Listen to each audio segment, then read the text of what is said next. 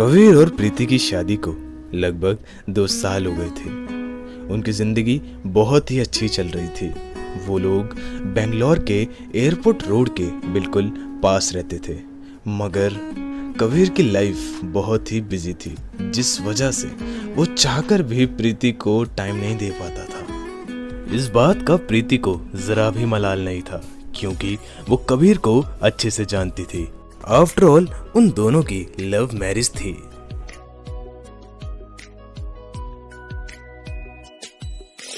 हर रोज की तरह लंच खत्म करते ही कबीर ने प्रीति को फोन लगाया।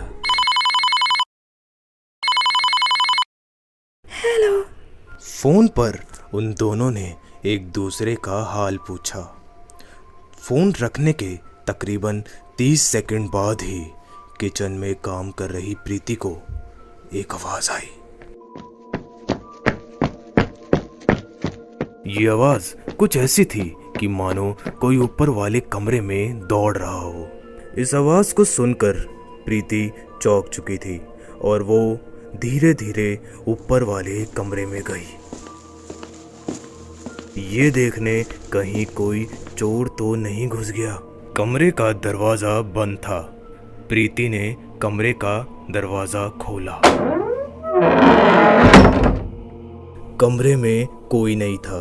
ये देखकर प्रीति की सांस में सांस आई, मगर उसने कमरे में एक बॉल देखी जो आज तक उसने कभी भी अपने घर में नहीं देखी थी।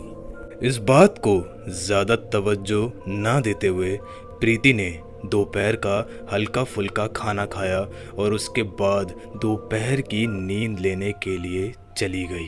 उसे सोते हुए थोड़ा ही वक्त हुआ था कि तभी उसकी नींद एक आवाज से टूटी। Hello sir, happy Holi. Happy Holi हो रखी है सर। और कैसे आना था सर? ये सारी आवाजें प्रीति को टीवी वाले रूम से आ रही थी, पर प्रीति को अच्छे से याद था कि उसने टीवी का स्विच ऑफ कर दिया था। वहीं रुक साले में। जब प्रीति टीवी वाले रूम में गई तो उसने देखा कि टीवी की वॉल्यूम फुल थी।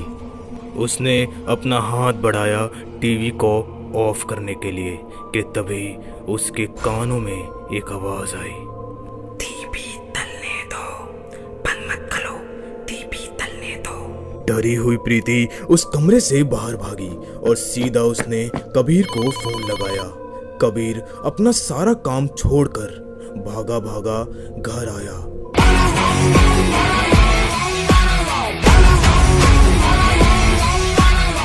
डरी हुई प्रीति को कबीर कमरे में लेकर आया तो कमरे के अंदर सब नॉर्मल था और कबीर ने प्रीति को बोला, ए देख प्रीति, मैं तेरे लिए कुछ भी कर सकता हूँ, और अगर तुम्हें मेरे जैसा पागलपन है ना, देन कॉल मी जब जरूरत हो।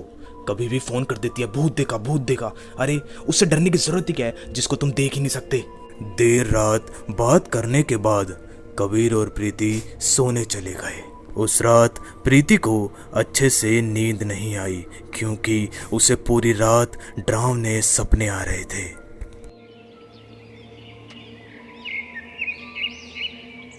अब सुबह के 6 बजे हैं और कबीर की नींद टूटी, क्योंकि उसे बड़ी तेज प्यास लगी थी।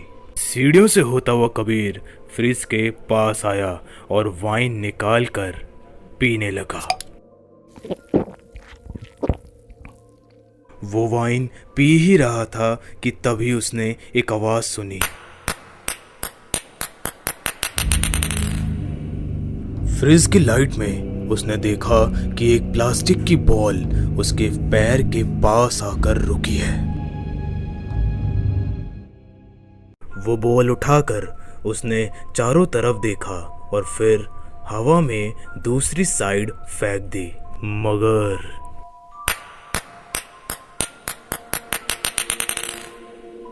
वो बॉल उसके पास फिर चली आई। कबीर ने फिर दोबारा उस बॉल को हवा में दूसरी तरफ फेंका, मगर वो फिर उसके पास चली आई।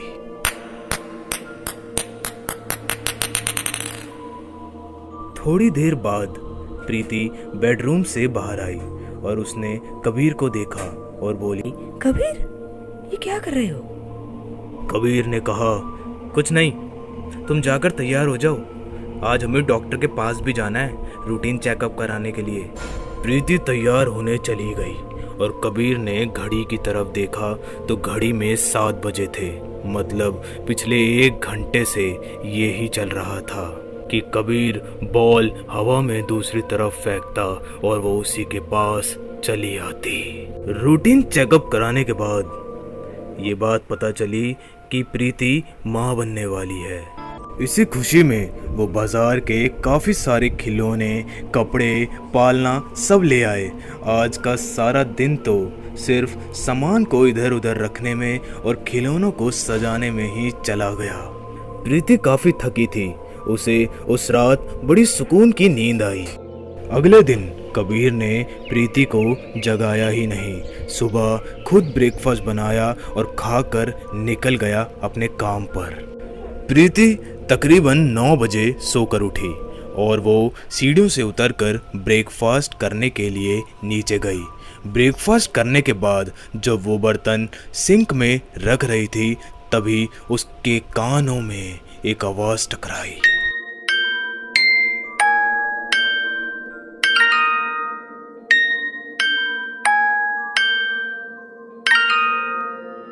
प्रीति ने उस खिलौने को उठाया और उसकी चाबी बंद कर दी।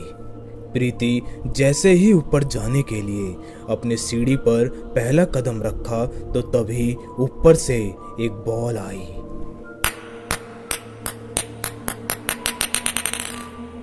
ये बॉल उसके पैरों के पास आ पहुंची और उसके कानों में एक आवाज आई, मेरे दांत ढीलो ना, मेरे दांत ढीलो ना।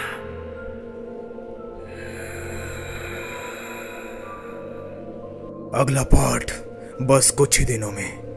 मैं उम्मीद करता हूँ कि आपको हमारी ये स्टोरी अच्छी लगी होगी। अगर आपको ऐसी स्टोरीज और देखनी है तो बस देखते रहें बस भूत।